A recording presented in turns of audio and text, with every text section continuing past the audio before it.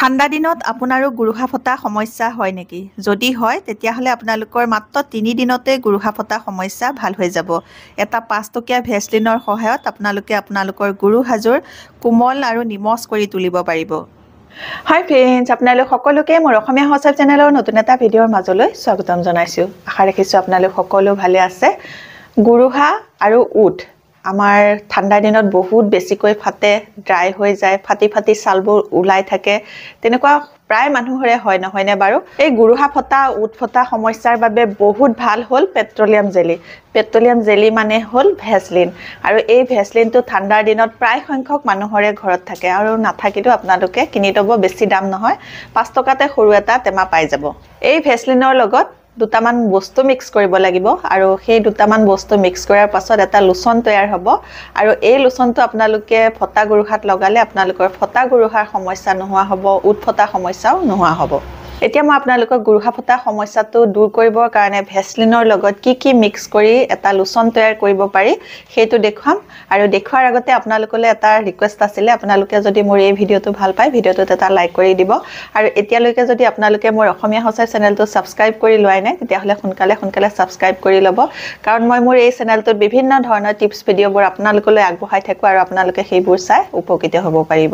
আৰু আপোনালোকে ওচৰতে থকা বেল আইকনটো প্ৰেছ কৰি দিব, তেতিয়া মোৰ আহিবলগীয়া সকলোবোৰ ভিডিঅ' নটিফিকেশ্যন আপোনালোকলৈ সোনকালে যাব, আৰু সোনকালে মোৰ ভিডিঅ'বোৰ আপোনালোকে চাবলৈ পাব। তে আহক চাওঁ ভেচলিনৰ লগত কি বস্তু মিক্স কৰি খুব বঢ়িয়া এটা লোচন তৈয়াৰ কৰি গুৰুহাত লগালে গুৰুহা ফটা সমস্যা দূৰ হ'ব। এইটোৱে হ'ল এটা 5 টকীয়া ভেচলিনৰ টেমা, আৰু এতিয়া এই ভেচলিনেৰে মই এটা খুব বঢ়িয়া লোচন তৈয়াৰ কৰিম, যিটো লোচন আপোনালোকে আপোনালোকৰ ভৰিৰ গুৰুহাত লগাই আপোনালোকে আপোনালোকৰ ফটা গুৰুহাজোৰ নিমজ আৰু কোমল কৰি তুলিব পাৰিব। আৰু তাৰ কাৰণে এতিয়া মোক লাগিব ভেচলিন এচামুচ। মই ভেচলিন এচামুচ এয়া লৈছোঁ, আৰু এসপ্তাহৰ কাৰণে মই বনাম, সেইকাৰণে এচামুচৰ জোখাৰে লৈছোঁ, আৰু অকণমান মই লৈছোঁ প্ৰায় 1.5 চামুচৰ জোখাৰে মই ভেচলিন ল'লোঁ। এতিয়া মই আপোনালোকক যোনটো লোচন তৈয়াৰ কৰি দেখুৱাম, এই লোচনটো আপোনালোকে ফটা গুৰুহাতেই নহয় আপোনালোকৰ ফটা উঠতো লগাব পাৰিব। এতিয়া মই ভেচলিনৰ লগত দুবিধমান বস্তু মিক্স কৰিম। প্ৰথমে আনিছোঁ মই এইটো গ্লিচাৰিন, 1.5 চামুচ ভেচলিনৰ লগত এতিয়া মই গ্লিচাৰিন মিক্স কৰিম এচামুচৰ জোখাৰে। ঠাণ্ডা দিনত আমাৰ সকলোৰে ছালবোৰ খুব বেছিকৈ শুকান হৈ থাকে, তাতে আকৌ ভৰিৰ গুৰুহাৰ ছালখন বেছি ডাঠ হয় বাবে আৰু বেছিকৈ ফাটি যায়। সেইকাৰণে ভেচলিনৰ লগত আৰু দুবিধমান বস্তু যদি মিলাই লগোৱা হয় তেতিয়াহ'লে অতি সোনকালে আমাৰ ভৰিৰ গুৰুহা ছালখনো আমি কোমল কৰিব পাৰিম, নিমজ কৰিব পাৰিম, আৰু হাইড্ৰেট কৰি ৰাখিব পাৰিম। এতিয়া মই ইয়াৰ লগতে লৈছোঁ অলিভ অইল। অলিভ অইল মই এচামুচৰ জোখাৰে লৈছোঁ, আৰু অলিভ অইল নাথাকিলে আপোনালোকে মিঠাতেলো ল'ব পাৰে। মিঠাতেল ল'লেও হ'ব, নহ'লে বাদাম তেল ল'লেও হ'ব। বাদাম তেল সকলোৰে ঘৰত নাথাকে, গতিকে আপোনালোকে মিঠাতেলো ল'ব পাৰে দেই, মিঠাতেল ল'লেও হ'ব। ইয়াৰ পাছত মই আনিছোঁ কেষ্টৰ অইল। এই কেষ্টৰ অইলটো আমাৰ ছালৰ বাবে বহুত বেছি ভাল হয়। যদি কোনোবা ঠাইত দুখ পোৱা থাকে তেতিয়াহ'লে অকণমান যদি বিষাই থাকে, সেই বিষোৱা জেগাখিনিত যদি আপোনালোকে কেষ্টৰ অইলে অকণমান মাছাজ কৰি দিয়ে তেতিয়াহ'লে আপোনালোকৰ সেই বিষো দূৰ হ'ব। আৰু লগতে এই কেষ্টৰ অইলটোৱে আমাৰ স্কিনত এণ্টি এজিঙৰো কাম কৰে। কেষ্টৰ অইল বুলি ক'লে আপোনালোক সকলোৱে চিনি নাপাব পাৰে, এৰী তেল বুলিও কোৱা হয় এইটোক। আপোনালোকে এই এৰী তেলটো বিভিন্ন ব্ৰেণ্ডৰ পাই যাব, যিকোনো এটা ব্ৰেণ্ডৰ ল'লেই হ'ল। আৰু এই তেলটো মই লৈছোঁ এচামুচৰ জোখাৰে, আৰু এই কেষ্টৰ অইলটো অলপ ডাঠ হয়, সেইকাৰণে বেলেগ অইলৰ লগত মিলাইহে এইটো লগাব পৰা হয়। এতিয়া মই গোটেইকেইবিধ বস্তু লৈ ল'লোঁ, আৰু এবিধ বস্তু দিবলৈ আছে সেইবিধ পিছত দিলেও হ'ব।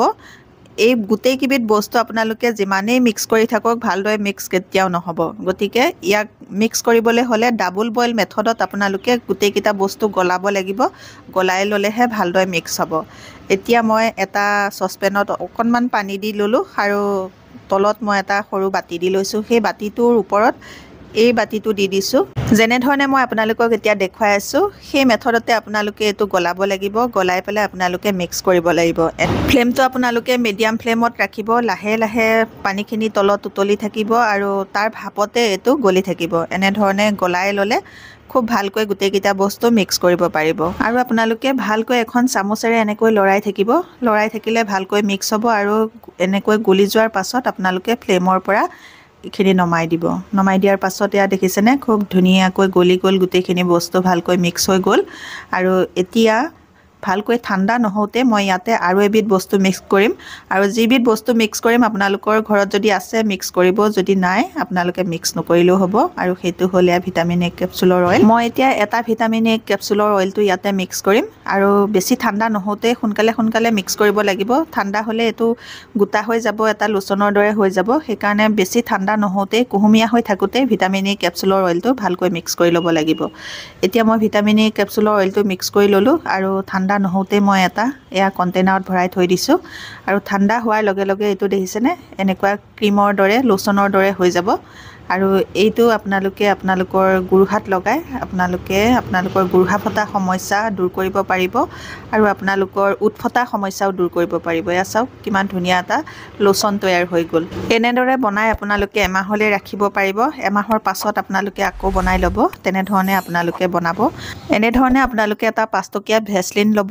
আৰু সেই ভেসলিনটোৰ লগত এইকেইবিধ বস্তু মিক্স কৰি আপোনালোকে এনেকৈ এটা লোচন তৈয়াৰ কৰি ল'ব এই লোচনটো আপোনালোকে আপোনালোকৰ ফটা গুৰুহাযোৰত লগাব গোটেই ঠাণ্ডা দিনখিনিত আপোনালোকৰ ফটা গুৰুহা সমস্যা নহ'ব আৰু আপোনালোকৰ যদি গুৰুহা ফাটিছেও তেতিয়াহ'লে সেই ফটা সমস্যা সোনকালে ভাল হ'ব আৰু আপোনালোকৰ গুৰুহাযোৰ কোমল হৈ যাব নিমজ হৈ যাব আৰু আপোনালোকে এনেধৰণে উঠতো লগাব পাৰিব উঠত লগালে আপোনালোকৰ উঠ নাফাটে আৰু উঠ ফটা সমস্যা যদি আছে তেতিয়াহ'লে উঠ ফটা সমস্যাও দূৰ হৈ যাব এই লোচনটো অকল আপোনালোকে গুৰুহা আৰু ফটা উঠতে যে লগাব সেইটো নহয় আপোনালোকে ভৰি হাতৰ ছালখন যদি ড্ৰাই হৈ যায় এই লোচনটো আপোনালোকে ভৰি হাতে সকলোতে লগাব পাৰিব এইদৰে আপোনালোকে খুব বঢ়িয়া এটা লোচন তৈয়াৰ কৰি ল'ব আৰু এই লোচনটো আপোনালোকে আপোনালোকৰ নিজৰ ফটা গুৰুহাত লগাব ফটা উঠত লগাই পেলাই উঠ ফটা গুৰুহা ফটা সমস্যা আপোনালোকে দূৰ কৰিব পাৰিব বহুতে কমেন্ট কৰি আছিলে ফটা গুৰুহা সমস্যা দূৰ কৰিবৰ কাৰণে এটা উপায় লাগে আজি মই আপোনালোকক উপায় দেখালো ইয়াৰ আগতো মই আৰু এটা ভিডিও আপলোড কৰিছিলো আপোনালোকে নিশ্চয় যি সকলে চাইছে গম পাইছে আৰু প্ৰথমতে আপোনালোকে গুৰুহাত লগোৱাৰ আগতে আপোনালোকে ভালকৈ গুৰুহাজু সাফা কৰি ল'ব আৰু গুৰুহাজুৰ কেনে ধৰণে সাফা কৰিব লাগে মই মোৰ আগৰ ভিডিওটোত আপোনালোকক দেখুৱাইছোৱে আপোনালোকে যি সকলে চাইছে আপোনালোকে দেখা পাইছে আৰু যি সকলে চোৱা নাই মোৰ আগৰ ভিডিওটোত গৈ আপোনালোকে চাব গুৰুহাজুৰ তেনে ধৰণে আপোনালোকে সাফা কৰিব সাফা কৰাৰ পাছত আপোনালোকে ৰাতি খোৱাৰ আগত এই লোচনটো লগাই পেলাই মোজাযোৰ পিন্ধিব মোজাযোৰ পিন্ধি আপোনালোকে ৰাতি শুই থাকিব এনে ধৰণে আপোনালোকে লগালে আপোনালোকৰ গুৰুহা ফটা সমস্যাও দূৰ হ'ব আৰু লগতে আপোনালোকৰ গুৰুহাজু নাফাটিব নিমজ হৈ পৰিব আজিৰ এই ভিডিওটো আপোনালোকে নিশ্চয় ভাল পাইছে যদি ভাল পাইছে মোৰ ভিডিওটোত এটা লাইক কৰি মোৰ চেনেলটো সাবস্ক্ৰাইব কৰি আপোনালোকৰ ফ্ৰেণ্ডৰ লগতো এই ভিডিওটো শেয়াৰ কৰি দিব নতুন এটা ভিডিওৰ সৈতে নতুন বেলেগ টিপছৰ সৈতে আপোনালোকৰ মাজলৈ আকোৱাহি আছো তেতিয়ালৈকে নমস্কাৰ আজিলৈ আহো